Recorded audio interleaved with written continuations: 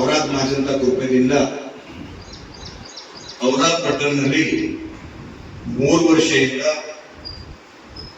ಅಂಬರೀಶ್ವರ ದಹಂಡಿ ಉತ್ಸವ ಈ ನಮ್ಮ ಸಂಸ್ಕೃತಿ ನಮ್ಮ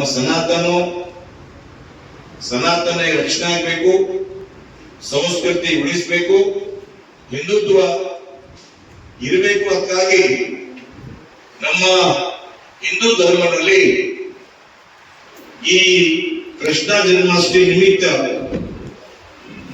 ಔರಾದ್ನಲ್ಲಿ ಭವ್ಯವಾಗಿ ನಾವು ಈ ವರ್ಷ ಕೂಡ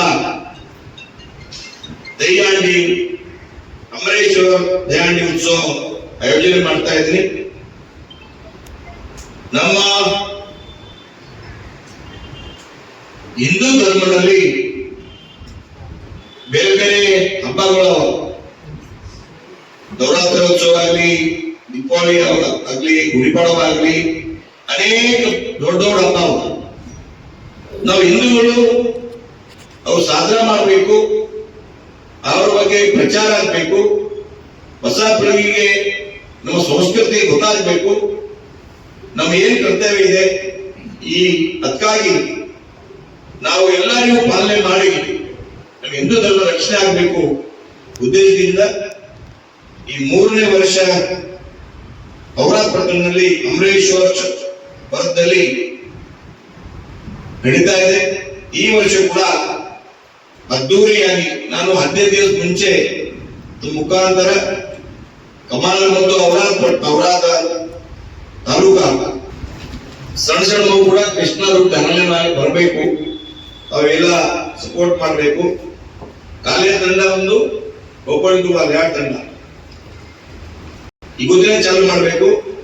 31/8/2026 ರಿಜಿಸ್ಟ್ರೇಷನ್ 31/8/2026 ನಲ್ಲಿ ಲಾಸ್ಟ್ ಡೇಟ್ ಇದೆ. ಆಮೇಲೆ ಒಂದು ತಂಡನಲ್ಲಿ 12ರಿಂದ 25 ಜನ ಇರಬೇಕು. ಆಮೇಲೆ ಈ ವರ್ಷ ನಾವು 2 ಕ್ಯಾಟಗರಿ ಬಹುಮಾನ ಕೊಡ್ತಾ ಇದ್ದೀವಿ. ಫಸ್ಟ್ ದಹಿಹಂಡಿ ಬಹುಮಾನ ಇದೆ 51,000 51,000 ಫಸ್ಟ್. ಸೆಕೆಂಡ್ 31,000, ತೃತೀಯ 21,000. 51,000 ಫಸ್ಟ್, 31,000 ಸೆಕೆಂಡ್, 21,000 ಥರ್ಡ್. ಈ ಕಾಲೇಜ್ ಆಯ್ತು ಸೇಮ್ ಓಪನ್ ಟು ಆಲ್ಗೆ ಸೇಮ್ 51, 31, 21 ಈ 2 ಕ್ಯಾಟಗರಿನಲ್ಲಿ ಎಲ್ಲಿ ಆಗತ್ತೆ.